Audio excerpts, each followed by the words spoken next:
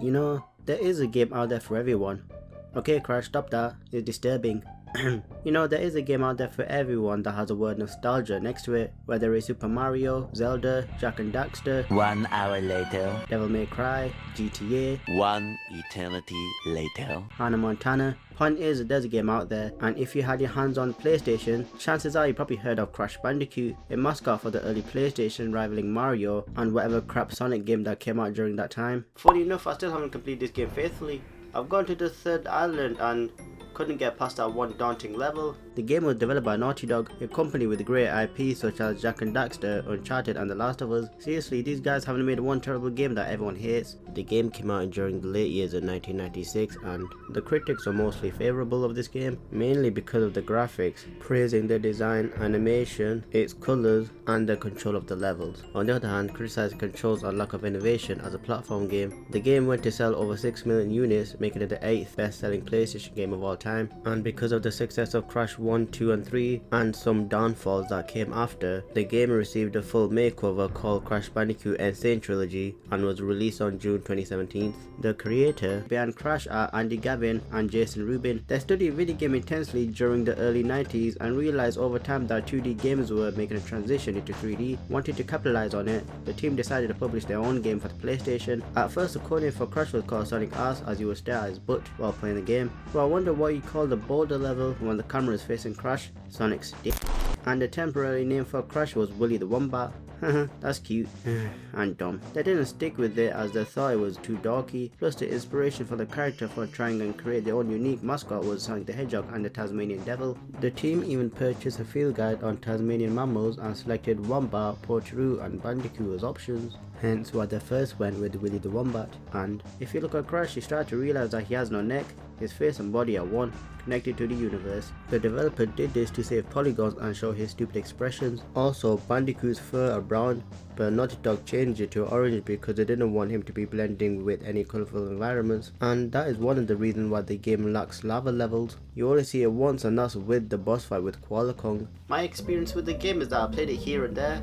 I remember more of Crash 2 and 3, so going back to the first installment is going to be a little difficult. Well, first, the graphics for this game has aged poorly. It's not pretty to look at. The models for the enemies and bosses are awful. The only good thing about the graphics is the background. When the camera shifts to the side, you see both the foreground polygon and the detailed textured background, showing you how far you progress throughout the journey. When you start the game, you get introduced to one of the many iconic soundtracks throughout the game.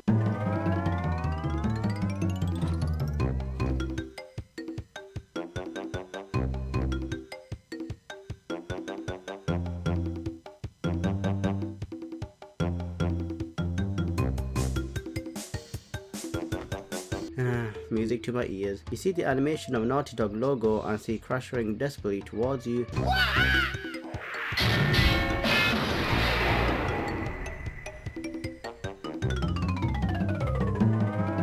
You okay there, Crash? Looking for something? Don't worry, nothing will pop out again. I guess the shock must have gotten to him.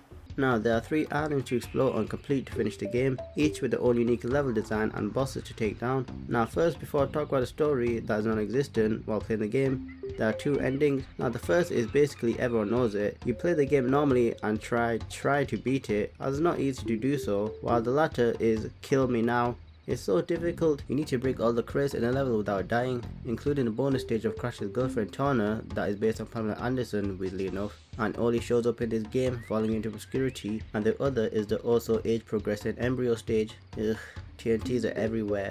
Why? And in the Great Hall, you platform on the white coloured gem, and at the end behind the curtain, Crash is reunited with his girlfriend. Honestly, I thought she'd be gagged and tied to a chair.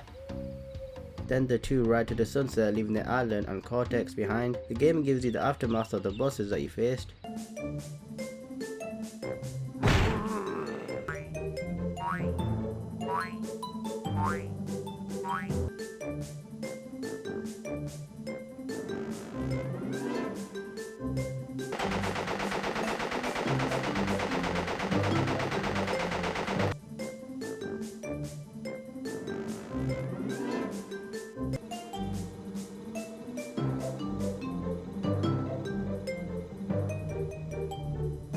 Now the bonus stage aren't easy to beat.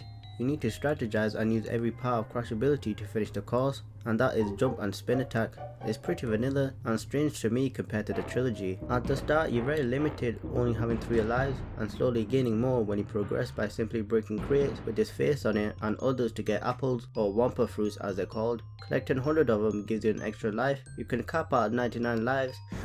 Don't worry, when I talk about those levels you lose more than just lives. Eek. And when you lose a life you hear the iconic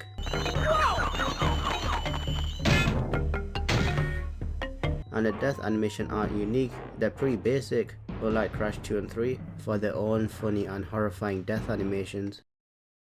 The crates have different variants to them, like example Crash's face to get an extra life. Just don't be stupid and use the attack button. Bouncy crate that'll take 10 or less of them to break, getting 1 fruit at a time, or if you don't have the time, breaking them prematurely will get you 1. You have arrow crates that'll help you jump higher and have 2 versions of them, that are wooden breakable ones and the metal ones. Then you have the dangerous one, the TNT. Jumping on them will set the timer to 3 seconds until detonation, and the sound it makes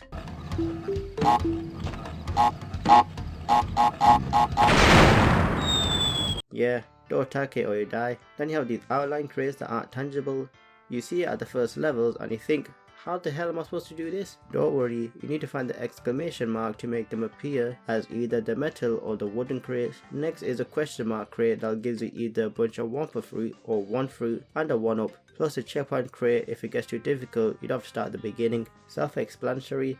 However, if you lose all your lives, you start at your last save. Luckily you have the Aku crates, the final ones. What are those? Well, it's a mask created by witchcraft. I don't know how it's made, but it protects you by allowing Crash to get hit 1 more time. And when you get 3 of the Aku masks, you gain some invincibility, like automatically attacking boxes and killing enemies. Note that it doesn't save you from bottomless pits and other instant death scenarios. Now the enemies for this game, or animals shall I say, for the most part are easy to attack. For the few early levels you have the skunk and the disproportionate crab and the killer plant, till later with the tribespeople with shield. Evacuate the city, engage all defenses, and get this man a shield. Well, they can be annoying since 1, they're protected from the front, and 2, you have to jump over them and attack is behind. However, it's easier said than done, as if you do early for the jump, the triman will bounce you back, sometimes to your death, and if you think you can go over him, your toes will clip the shield and back to square 1. Then later the turtles, make sure to jump on them for a higher jump rather than spin attacking them, especially on the bridge, and the board that you can't kill, but you can ride one. Okay Crash, stop that, I already told you once. Bats, birds, scientists and more. You can ricochet enemies onto one another and onto crates. The game doesn't explain the story to you unless you watch other videos and trailers. It just throws you into the first level, unlike the Insane Trilogy remake. Dr. Neocortex and Nitrous Brio use a device called Evolvo Ray to mutate animals across the island into his super soldiers. That's why you see all the animal bosses being very different from their normal animalistic behaviors. Anyways, Cortex attempts to use the unused Cortex Vortex to control Crash. It fails, leaving him to escape with his girlfriend Tawna, which they became very close in captivity, and resolves himself to beat Cortex. Now the boss fight, after a difficult platforming you fight 6 of them. Luckily they're very easy to beat. I'm not gonna say they made it so because it's a kids game, as many difficult levels will contradict what I said. First is Papu Papu, the leader of the tribes with shield, and this fight is a joke. Wait for him to spin around, then jump on his head for the ultimate. Ripperoo, a deranged kangaroo in a straitjacket, one of many experiments created by Dr. Cortex. Roo jumps around the platform in a predictable fashion, while giant TNTs are floating down the stream, and you have to time Roo's next jump with the detonation of the TNT to take him down and hear his contagious crazy laugh. Koala Kong. This muscular marsupial creature flexes his polygons and throws rocks at you from the other side, and TNT will fall out of nowhere, making maneuvering around a little cumbersome. Soon he'll get tired after his final throw, spin attack the rock and send it back to him, but time it carefully as you can hit the minecarts. Pinstripe, a Potoroo gangster with the Tommy gun. Crash hide behind some furniture, taking cover from the bullets and attacking Pinstripe while he moves location or his Tommy gun is jammed, and that's all of Cortex creation defeated. Dr. Nitrous Brio, Cortex assistant, he mixes chemicals together to create a green goo and some red explosives. The green goo will tire itself out, giving you time to jump on the zone bitch, and you can spin attack it, giving you some space, cause 2 or 3 will come at you at the same time. Then Brio drinks his chemical and turns into a monster like Hulk. Jump on his head and the fight is over.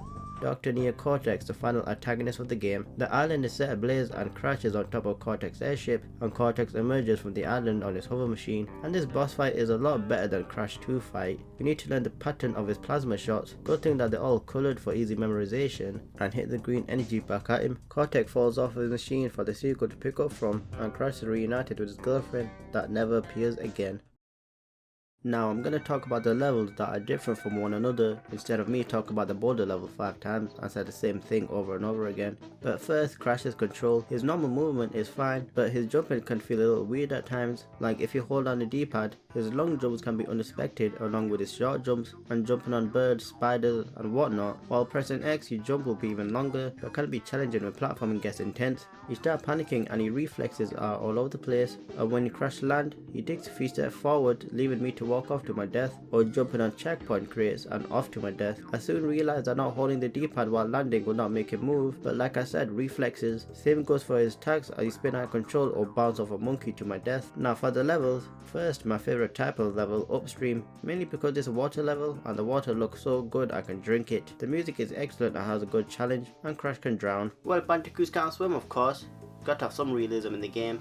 Boulders. The camera now is facing Crash as you see what's behind you and not what's in front of you, plus you get to see his features as the devs intended. Now as for the level boulders, you run like hell and avoid bottomless pits, weird effigies and mini fences. It isn't that difficult except for those that I mentioned, like if it was just pillars or bottomless pits, it would be a breeze. Also, why doesn't the boulder break the crates like in the later titles? I would have got easy couple of gems. The jungle world is basic as a tutorial level with different obstacles to overcome, with pitfalls, rolling stone, etc. and letting you adapt to the world and controls of Crash Bandicoot. Hog Wild. Crash rides the Piggy.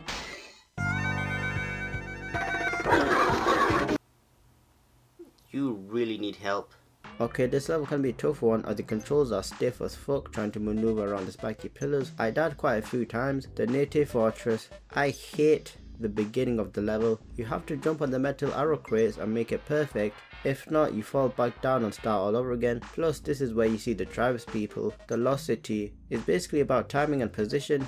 Timing your jumps on the retractable slabs and pushy walls. And this level has some annoying enemies, the lizards. I'm looking at you, Skip. At first I thought they can't be killed, but they can be. Temple Ruin is another one of my favourites. It's dark and eerie with snakes and spiders lurking around every corner trying to hurt you. The best part I liked was the movable platform pillars that'll give away if you're not quick enough to jump to another.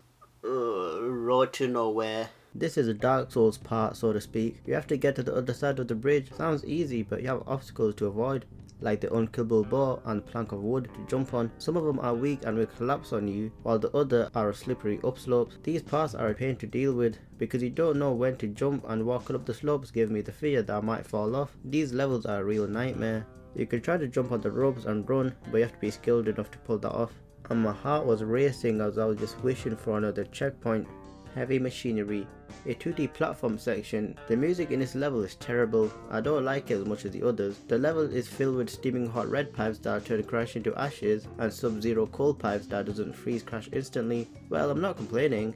I'll take that. They also have conveyor belts that you have to go on and try your best. Good luck with that. And my favourite thing to do in particular in this type of level was to jump on the pressure pads. I don't know why, but it's satisfying, for me at least. This level will also test your abilities as you have to maneuver around unkillable machines and use enemies to jump on as platforms. And one thing I hate the most was the side scrolling section, as you have to jump over the pipes and land on the hover thing. It becomes super tedious when you die over and over again on later levels. Cortex power.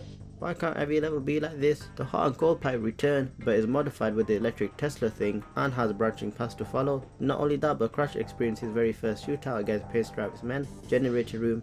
I feel violated. You see Dr. Cortex for the first time behind the giant screen. I wonder what's he doing behind there, going back and forth. I hope it isn't something that's perverted. This level is dark, very hard to see as you have to jump constantly to moving or platforms that'll give away when Crash lands on it. And at the end you see the CEO of the place. Toxic waste. Avoid the rolling and bouncy barrels from the foxy pinstripe monsters. Slippery climb. This is another run killer just like Road to Nowhere. And not only that, before this level you have to go through another difficult one, High Road. Anyways, this level has staircase that turn into slides. Doesn't sound bad, right? But when the stair leads to your doom of the purple crystal or falling off to your death, it becomes a problem. Also, it gives you false sense of security as certain platforms move different from one another, making you think and react prematurely. You had retractable slabs to quickly jump on, jumping on one or multiple birds, and a scientist that throws a chemical bomb. Ugh, I hate this level with a passion. It always defeats me as I had this save file forever and haven't gotten past this level without using any cheats. I also had clipping issues as jumping on moving platform, Crash would fall off. It was very irritating since I had limited amount of lives, and if I tried to move to safety I would ultimately fall off anyways,